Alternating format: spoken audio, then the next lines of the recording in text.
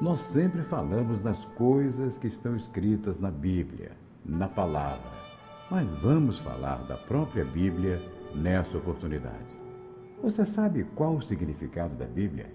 Qual é a mensagem que a Bíblia realmente passa para nós? Você sabe? Vamos falar um pouco da palavra que vem contida em alguns livros, que foram compiladas e que hoje, para aqueles que creem verdadeiramente, é a absoluta palavra de Deus. Qual o significado da Bíblia, você sabe? O grande significado da Bíblia é o relacionamento entre Deus e a humanidade e como isso afeta cada um de nós. Bíblia vem do grego e significa, sabe o quê? Livro ou conjunto de livros. Para a gente entender, a Bíblia é um conjunto de livros que foram escritos ao longo de mais de 1500 anos por várias pessoas inspiradas por Deus. Essa história de dizer que a Bíblia foi escrita por homens está errado. São homens inspirados por Deus. Isso significa que os escritores foram guiados por Deus para escrever as palavras certas. É por isso que todos os livros da Bíblia concordam e têm a mesma mensagem, mesmo sendo escrito por pessoas muito diferentes, em tempos diferentes, têm a mesma mensagem. Não há sombra de dúvida alguma com relação aos escritos da Bíblia. A Bíblia é muito importante porque muda vidas. Quem ouve a mensagem da Bíblia tem uma escolha: rejeitá-la e viver como se aquilo não fosse verdade, ou aceitá-la e viver de acordo com seu ensino. A mensagem da Bíblia é para todo mundo, é para todos, para milhões de pessoas que foram transformadas por ela e para você também. E qual a mensagem real da Bíblia? Não estamos sozinhos. Existe um Deus todo-poderoso que criou tudo o que existe. Podemos saber que esse Deus existe observando a perfeição da natureza e as coisas maravilhosas que Ele faz na vida de quem o ama. Deus criou tudo para ser bom e formou o homem e a mulher para serem parecidos com Ele, inteligentes, com emoções e capacidade para amar. Está em Gênesis 1, verso 27.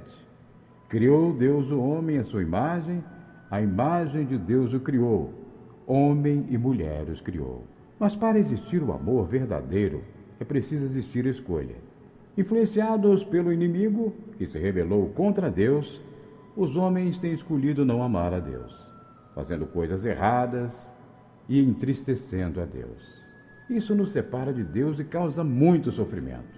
Romanos 3, versos 23 fala sobre isso. Pois todos pecaram e estão destituídos da glória de Deus. O preço do pecado é a morte. Mas Deus ama cada pessoa e quer restaurar sua vida. Por isso, Ele criou um grande plano. Um plano tremendo de amor. Deus escolheu um homem chamado Abraão, já ouviu falar dele? E prometeu que a partir de um dos seus descendentes, ele iria trazer a salvação para o mundo. Está em Gênesis 12, verso 1 a 3. Então o Senhor disse a Abraão: saia da sua terra, do meio dos seus parentes, e da casa de seu pai, e vá para a terra que eu lhe mostrarei. Farei de você um grande povo e o abençoarei. Tornarei famoso o seu nome e você será uma bênção, e amaldiçoarei aqueles que te amaldiçoarem.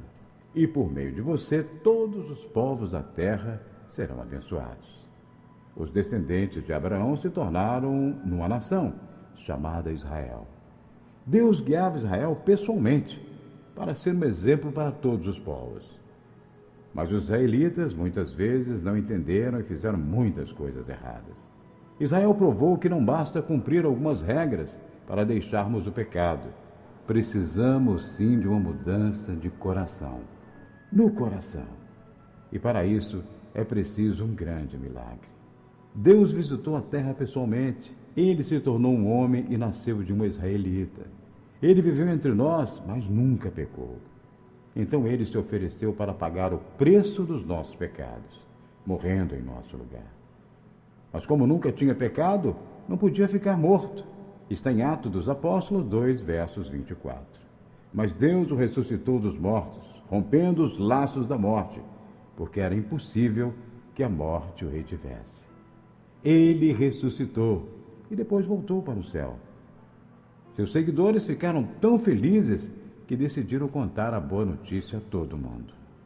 Agora, quem acredita que Jesus morreu em seu lugar e decide viver para Deus, pode viver para sempre com Deus. João 3,16 nos fala sobre isso. Porque Deus tanto amou o mundo que deu seu Filho unigênito, para que todo que nele crê não pereça, mas tenha vida eterna. Jesus é o Deus infinito. Sua morte pagou por todos os pecados. Mas ninguém é obrigado a amar a Deus. Quem continua rejeitando a Deus, morrerá e ficará eternamente separado de Deus, no lago de fogo e de enxofre, preparado pelo inimigo. Mas para quem ama a Deus, Ele passa a morar dentro do seu coração, o ensinando como viver bem. E atenção, hein? Um dia Jesus voltará. O pecado e o sofrimento serão destruídos e tudo será bom novamente. Não sou eu que estou falando, é a palavra, está em Apocalipse 22:20. Aquele que dá testemunho dessas coisas diz: sim, venho em breve. Amém. Vem, Senhor Jesus. Aqueles que amam a Deus ressuscitarão como Jesus e viverão para sempre com Ele. Essa é a nossa grande esperança. Portanto, a palavra de Deus, a Bíblia, escrita por vários homens sob a inspiração de Deus, não somente por homens, e sim homens com a inspiração de Deus, está aí, para que você ouça a palavra de Deus. Ouça muito, leia a Bíblia e peça principalmente o discernimento do Espírito Santo. Porque as letras da Bíblia sem o discernimento do Espírito Santo não são nada. Quando o Espírito Santo de Deus começa a colocar no seu pensamento, na sua alma, no seu espírito, no seu coração, a mensagem aí se torna a palavra viva do Senhor. Que o Espírito Santo de Deus esteja fazendo você compreender essa mensagem. Que a paz e o amor de Cristo esteja em você. Jesus está voltando. Volta para Ele antes. Paz. Muita paz.